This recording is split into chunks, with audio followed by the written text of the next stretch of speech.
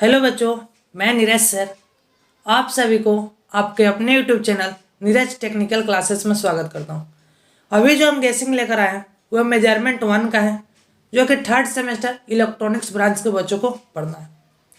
अभी जो हम गेसिंग करेंगे बाबू सब्जेक्टिव का करेंगे, लेकिन उससे पहले आप लोग 4th सेमेस्टर के लिए जान लीजिए। 4th सेमेस्टर में ऑनलाइन और ऑफलाइन दोनों बैच 1 अप्रैल को चालू हो रहा है। जिन बच्चों को मेरे से ऑनलाइन या ऑफलाइन पढ़ना है तो वो मेरे से संपर्क करें, ठीक है बाबू। ऑनलाइन आपका बैच नीरज टेक्निकल क्लास के थ्रू ही चलेगा और ऑफलाइन बैच गया में चलेगा, ठीक है। ऑफलाइन बैच गया बाईपास पर चलता है, ठीक है। चलिए बाबू, अब हम जब बाबू गेसिंग लाए हैं उससे पहले जो बच्चे मेरे इस वीडियो को देखेंगे कम से कम 1 लाइक और 1 शेयर अवश्य कर दे, ताकि सभी बच्चों को कम समय में बेटर हेल्प हो सके।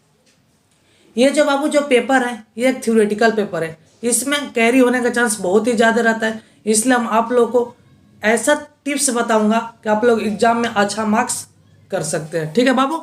चलिए, जितना गेसिंग किया हूँ कम से कम उतना क्वेश्चन पर आप लोग ध्यान दे दीजिए। आप लोग फुल मार्क ला सकते हैं, किसी तरह का कोई प्रॉब्लम नहीं होगा, ठीक है बाबू।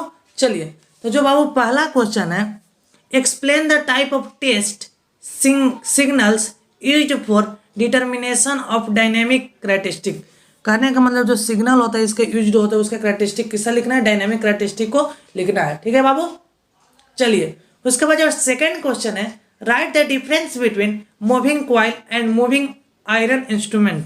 ये दोनों के बीच आप लोगों को डिफरेंस लिखने को आ सकता है, जो कि 4 या 6 दोनों मार्क्स में आ सकता है। अगर अभी देखिए, अगर ये डिफरेंस लिखने को किस तरह से लिखेंगे, अगर बाबू 4 मार्क्स में आ रहा है तो हम कम से कम 5 पॉइंट लिख देंगे, ताकि टीचर पॉइंट बाय पॉइंट देकर आपको फुल मार्क्स दे दे, किसी तरह कोई दिक्कत नहीं हो, ठीक है बाबू। चलिए, जो नेक्स्ट क्वेश्चन है बाबू तीसरा, उसको देखते हैं। Ammeter and voltmeter are connected in series and parallel Y.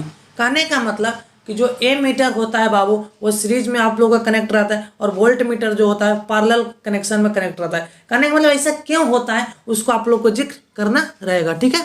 चलिए, अगला जो क्वेश्चन है, राइट शॉर्ट नोट्स ऑन। किस किस पर बाबू शॉर्ट नोट्स लिखने को आ सकता है आप लोग को, ठीक है। तो पहला आ सकता है आप लोग को इलेक्ट्रोस्टैटिक वोल्टमीटर, जो कि 100% आने की चांस है, या आई भी ही, ठीक है।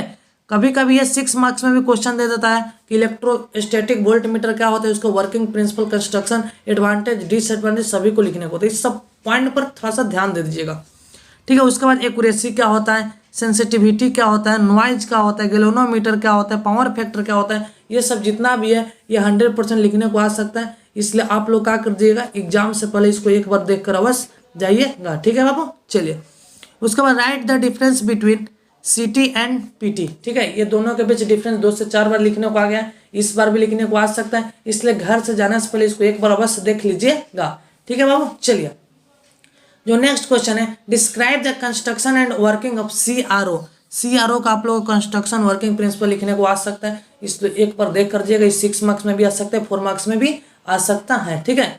Explain the types of error.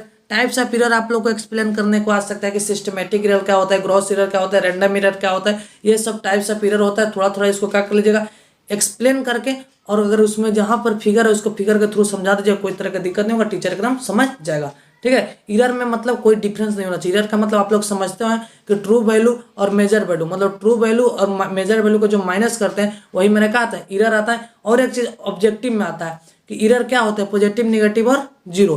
तो कभी भी एरर आप लोगों को नेगेटिव नहीं होता है, ना तो पॉजिटिव होता, ओनली फॉर कैसा होता है, पॉजिटिव, ठीक है। आज तक नहीं बोलिएगा -5 एरर, यहाँ पर गलत हो जाएगा, ठीक है बाबू। चलिए, जो नेक्स्ट क्वेश्चन उस पर भी हम लोग थोड़ा सा एक्सप्लेन कर लेते हैं।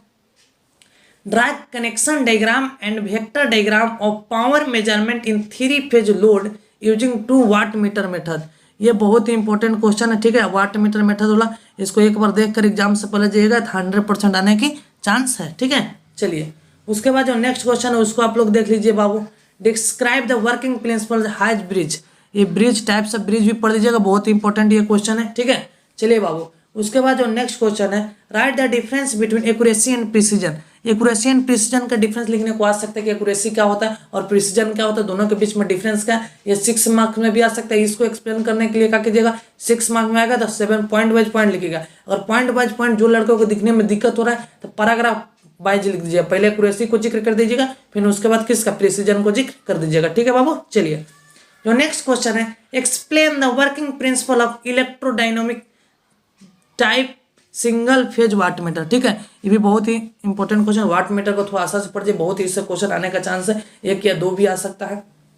ठीक है, write different types of instrument are used for measuring voltage, current and power. ठीक है, इसको देख कर जाइएगा, 100% आ रहा है, इसको पढ़ कर ही जाइएगा।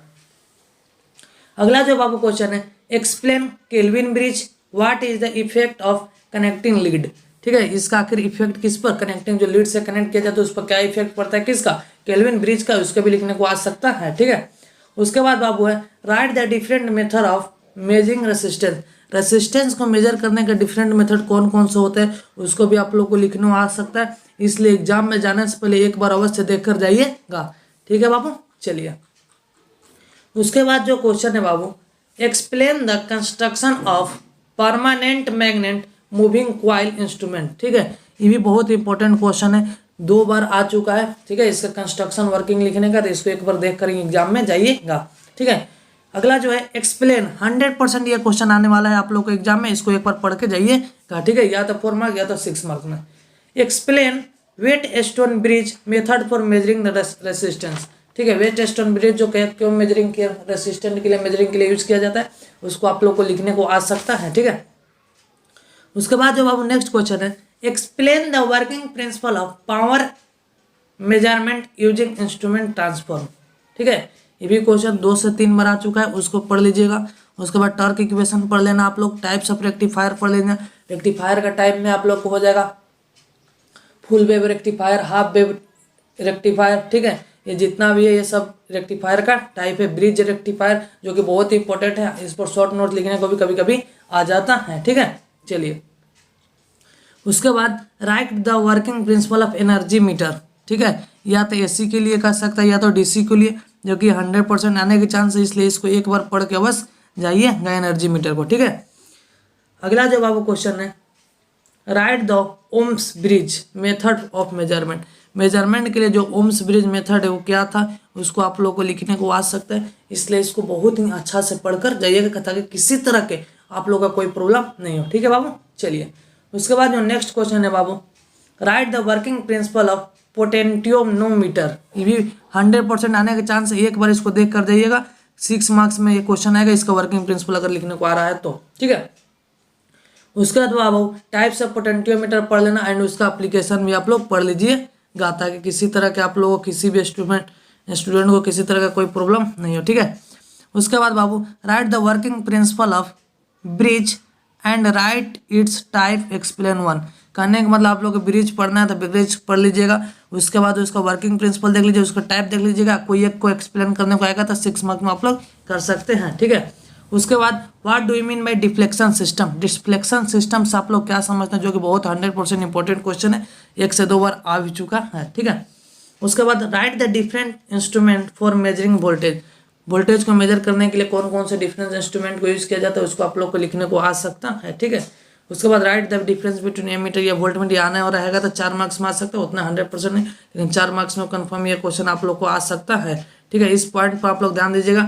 1 अप्रैल से ऑनलाइन और ऑफलाइन दोनों बैच स्टार्ट हो रहा है। 31 मार्च तक जो बच्चे अगर ऑनलाइन में पेमेंट करें ओनली फॉर 1500 लिया जाएगा, उसके बाद 31 मार्च के बाद पेमेंट ज़्यादा लिया जाएगा। ठीक है बाबू, जल्द से जल्द इस वीडियो को सभी दोस्तों के पास शेयर करें ताकि सभी दोस्त इस सब्जेक्ट में फेल होने से बचे। ठीक है, क्योंकि ये सब्जेक्ट आप लोगों का थ्योरेटिकल पेपर है, इसमें बहुत सारे लड़का फेल हो जाता है, लिखने का तरीका नहीं मालूम रहता है, और हम जितना क्वेश्चन दिए उतना ही प्रैक्टिस करके जाइए, आप लोग 100% सब्जेक्टिव बना के आइएगा। थैंक यू बाबू, जो बच्चे अभी तक सब्सक्राइब नहीं, कृपया सब्सक्राइब कर लें।